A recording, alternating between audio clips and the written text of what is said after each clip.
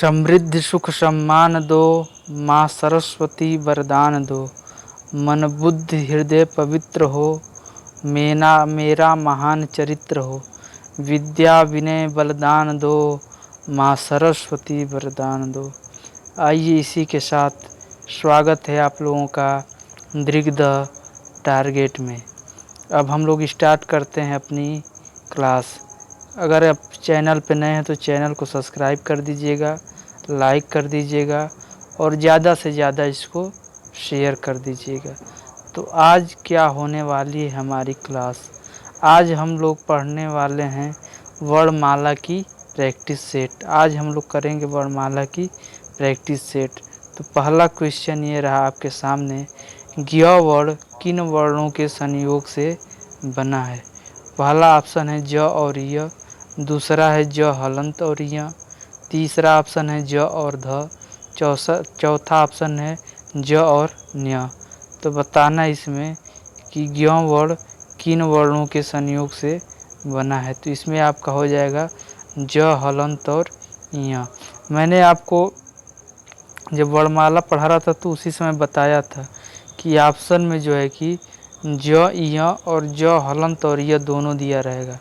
तो इसमें जो सही होता है वह ज हलंत और य सही होता है। तो इसका मतलब यहाँ पे सही हो जाएगा आपका ऑप्शन नंबर बी, ज हलंत और य। उसके बाद आइए देख लेते हैं अब अगला क्वेश्चन। निम्नलिखित में से अघोष वर्ण कौन सा है? पूछ रहा है इसमें अघोष वर्ण कौन सा है। तो कैसे करते हैं? अघोष अघोष, सघोष सघोष सघोष। तो हम ब किस में आता है? प वर्ग में। तो प फ ब तीसरे पे आ रहा है तो सघोष हो जाएगा। तो ये आपका गलत हो जाएगा। उसके बाद आता है आपका च छ ज, जो किस पे आ रहा है? तीसरे स्थान पे। तो ये आपका जो है कि सघोष हो जाएगा। ये भी आपका गलत हो जाएगा। उसके बाद ह, तो हम क्या बोले थे? 3 शब्द आपको याद रखना है। कौन सा? एक खास, खास, गाय और घ ह। अब अगर तीनों स के बारे में पूछे तो जो ख की प्रवृत्ति होगी वही तीनों स की प्रवृत्ति होगी। यदि अंतस्थ व्यंजन य र ल व मतलब य र ल व पूछे तो जो ग की प्रवृत्ति होगी, जो ग की प्रवृत्ति होगी वही य र ल व की भी प्रवृत्ति होगी। और उसके बाद हम पूछे थे घ और ह, तो जो घ की प्रवृत्ति होगी वही ह की भी प्रवृत्ति होगी। तो ह की प्रवृत्ति क्या होगी? तो हम लोग पहले घ की याद कर लेते हैं। तो क ख ग और घ। तो घ क्या है? सघोष है। तो इसका मतलब ये भी नहीं होगा। इसमें पूछ रहे अघोष।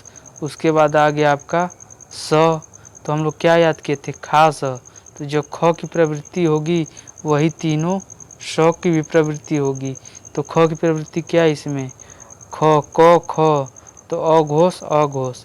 तो ख क्या हो रहा है? अघोष। तो इसका मतलब स भी अघोष होगा। और हमसे पूछ क्या रहा है? इसमें अघोष कौन सा है? तो आपका ऑप्शन नंबर डी जो है सही हो जाएगा।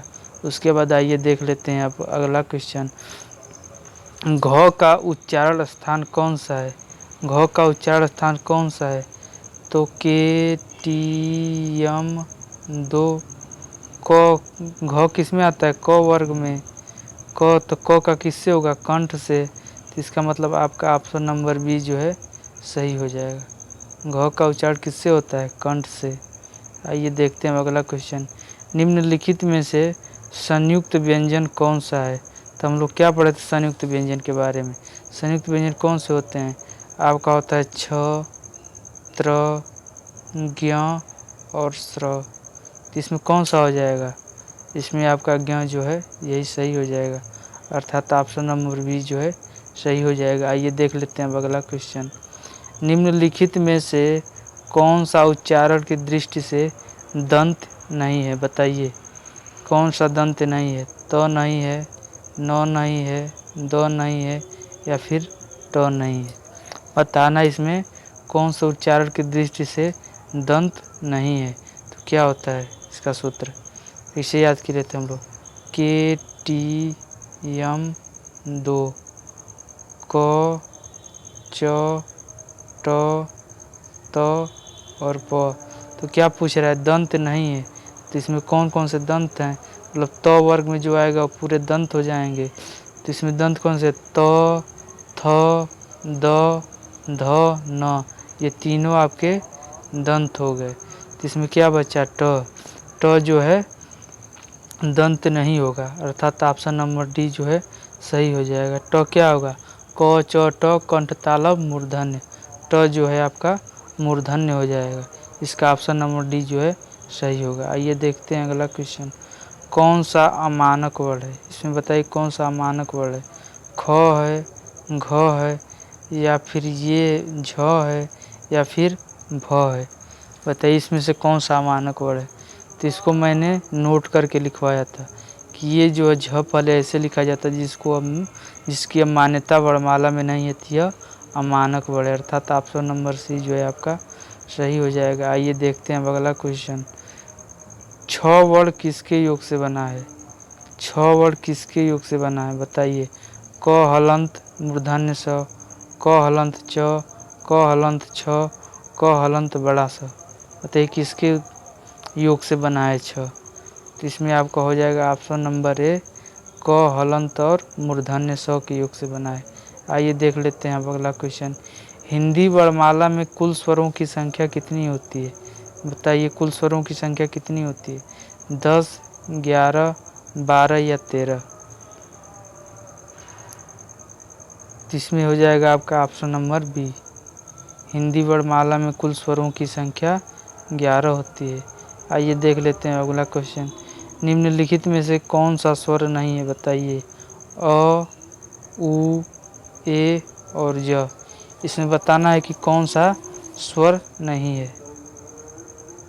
तो इसमें आपका हो जाएगा ज। ज जो है स्वर नहीं, यह व्यंजन है। आइए देख लेते हैं अब अगला क्वेश्चन। अगला क्वेश्चन है, निम्नलिखित में से कौन सा ट वर्ग का नहीं, तो ट वर्ग में कौन से आते हैं, ट, ठ, ड, ढ और ड़। इसमें कौन सा नहीं है, घ। घ जो है आपका किस में आता है, कंठ में। तो ऑप्शन नंबर डी जो है सही हो जाएगा। आइए देख लेते हैं अगला क्वेश्चन। हिंदी वर्णमाला में व्यंजनों की संख्या कितनी होती है बताइए। 32 होती है, 33 होती है, 34 होती है या फिर 35 होती है। तो हिंदी वर्णमाला में व्यंजनों की संख्या 33 होती है। इसको तो हम लोग ग्राफ के माध्यम से बहुत अच्छे से पढ़े थे। आइए देख लेते हैं अगला क्वेश्चन। निम्नलिखित में से पश्च स्वर कौन सा है, पूछ रहा है पश्च स्वर कौन सा है। तो हम लोग क्या पढ़े थे, जीभ के आधार पे हम लोग पढ़े थे 3 स्वर, अग्र स्वर, मध्य स्वर और पश्च स्वर। अग्र स्वर में आपके आ रहे थे ई, ए और ए। मध्य स्वर में आपका आ रहा था अ, और बाकी जो स्वर बचेगा वो आ जाएगा पश्च स्वर में। तो खैर यहाँ पे तो स्वर में बस आ ही दिया है तो ऐसे सही हो जाएगा, लेकिन समझने के लिए पश्च स्वर में आ आता है। आइए देख लेते हैं अगला क्वेश्चन। विसर्ग से बना कौन सा शब्द है, अध, निष्प्रिय, द्वित्व, थोड़ा सा।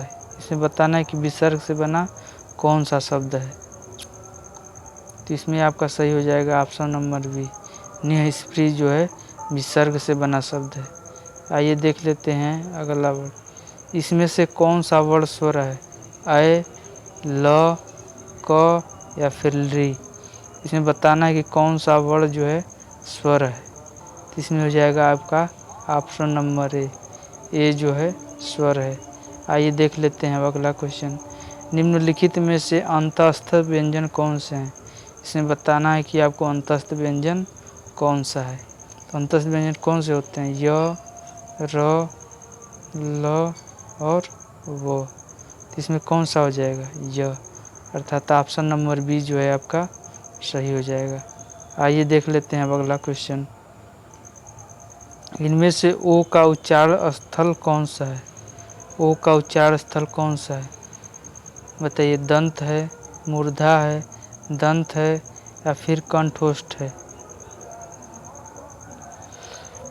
बताइए इसमें कौन सा सही होगा। तो इसमें आपका हो जाएगा कंठोष्ठ। कंठोष्ठ क्यों होगा कि ओ जो है अ और ऊ से मिलकर बनता है। अ का उच्चारण होता है कंठ और ऊ का उच्चारण स्थान होता है ओष्ठ। तो ओ का उच्चारण स्थान क्या होगा, क्योंकि इन दोनों के योग से बनता है, तो ओ का उच्चारण स्थान हो जाएगा कंठ ओष्ठ। आइए देखते हैं अब अगला क्वेश्चन। च छ वर्ण का उच्चारण स्थान कौन सा है। तो कंठ तालव्य। क च मतलब च वर्ग का जो है तालव्य हो जाएगा। तो इसमें कौन सा सही होगा, आपका हो जाएगा ऑप्शन नंबर ए तालु। आइए देखते हैं अब अगला क्वेश्चन।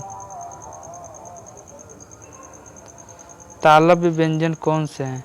तो कंठ तालव्य क च, अर्थात जो च वर्ग में आएंगे वो सभी जो है तालव्य होंगे। तो बताइए इसमें कौन सा होगा।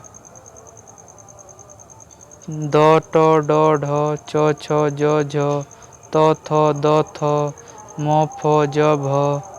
बताइए कौन सा सही होगा। तो इसमें आपका ऑप्शन नंबर हो जाएगा बी। च छ ज झ यह जो है आपके तालव्य व्यंजन है। आइए देख लेते हैं अब अगला क्वेश्चन। कौन सा वर्ण घोष नहीं है। मतलब इसका मतलब जहाँ घोष है उसके आगे लगा दीजिए स, तो कन्फ्यूजन दूर हो जाएगा। तो इसमें पूछ रहा है कौन सा वर्ण जो है सघोष नहीं है। सघोष नहीं तो हम लोग किसे पढ़े थे, अघोष अघोष सघोष सघोष सघोष। तो पहले र को देख लेते हैं। तो र क्या, य र ल व तो हम लोग याद किए थे गा य। तो य को देख ले, ग को देख लेते हैं। तो क ख ग, तो ग क्या हो गया, ग तो सघोष हो गया। इसका मतलब ये नहीं होगा। इसमें पूछ रहा है सघोष नहीं तो सघोष है, तो ये नहीं होगा। उसके बाद हम लोग य र ल, तो ल भी नहीं होगा क्योंकि ये भी सघोष हो जाएगा। उसके बाद तो किस में आता है, अघोष में। तो ऑप्शन नंबर सी जो है आपका सही हो जाएगा। उसके बाद देख लेते हैं ड। तो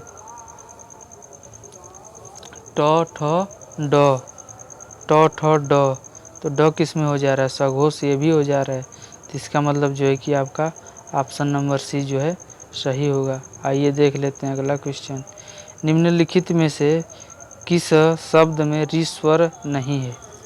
बताना है कि किस शब्द में ऋ स्वर नहीं है। कृपा में नहीं है, कृष्ण में नहीं है, दृष्टि में नहीं है, या फिर आज में नहीं है। इसमें से आपको बताना है कि किस में जो है कि ऋ स्वर नहीं है। तो इसमें आपका हो जाएगा option number D. Option number D आपका सही हो जाएगा। आज में जो है ऋ स्वर नहीं है। अब देख लेते हैं अगला स्वर। किन स्वरों को अनुस्वार कहा जाता है। ऑप्शन नंबर ए है स्वर के बाद में आने वाली नासिक की ध्वनियाँ। ऑप्शन नंबर बी है स्वतंत्र रूप से उच्चरित ध्वनियाँ। ऑप्शन नंबर सी है स्वर के साथ आने वाली ध्वनियाँ।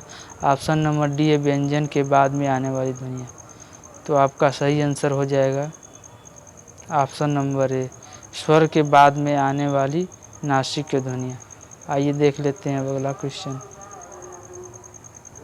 हिंदी वर्णमाला में वर्णों की संख्या कितनी है। बताइए 50 है, 52 है, 54 है, या फिर 55 है। ये तो कल वाले ही प्रैक्टिस सेट में आया था। तो इसका सही आंसर हो जाएगा 52। हिंदी वर्णमाला में वर्णों की संख्या 52 है। आइए देख लेते हैं अब अगला क्वेश्चन। स्वर ध्वनि के प्रकार हैं। बताइए स्वर ध्वनि कौन कौन से प्रकार हैं। दीर्घ, उपलुप्त, हर्ष या उपर्युक्त तीनों। बताइए इसका सही आंसर क्या होगा। तो जब हम लोग समय और अवधि के आधार पर पढ़ रहे थे तो हम लोग पढ़े थे स्वरों के प्रकार हर्ष स्वर, दीर्घ स्वर और उपलुप्त स्वर। अर्थात इसमें क्या हो जाएगा, उपर्युक्त तीनों। ऑप्शन नंबर डी जो है सही हो जाएगा। आइए देख लेते हैं अब अगला क्वेश्चन। निम्न में से अर्ध स्वर कौन से हैं। तो हम लोगों ने क्या पढ़ा था अंत व्यंजन में, य, र, ल और व। तो हम बताए थे आपको य और व जो हैं ये आपके अर्ध स्वर हैं, अर्ध स्वर हैं। तो इसमें आपका ऑप्शन नंबर जो कि ये सही हो जाएगा। य और व जो है अर्ध स्वर होते हैं। र को हम लोग लुंठित कहते हैं। र को लुंठित कहते हैं और ल को हम लोग पार्श्विक कहते हैं। ल को क्या कहते हैं? पार्श्विक। ल को हम लोग पार्श्विक कहते हैं। इस बात का भी आपको ध्यान रखना है। आइए देख लेते हैं अब अगला क्वेश्चन। ओ और ओ किस प्रकार के वर्ण हैं? तो ओ और औ का निर्माण कैसे होता है? अ में जब उ जुड़ता है तो ओ का निर्माण होता है। तो अ का उच्चारण स्थान कैसे होता है? कंठ से। और उ का उच्चारण स्थान कैसे होता है? ओष्ठ से। तो ओ का उच्चारण स्थान कैसे होगा? कंठोष्ठ। अर्थात ऑप्शन नंबर डी जो है आपका सही हो जाएगा, कंठोष्ठ। आइए देख लेते हैं अब अगला क्वेश्चन। अब बस यहीं तक है। चैनल को सब्सक्राइब कर दीजिए आप लोग, लाइक करिए और ज़्यादा से ज़्यादा शेयर करिए। धन्यवाद।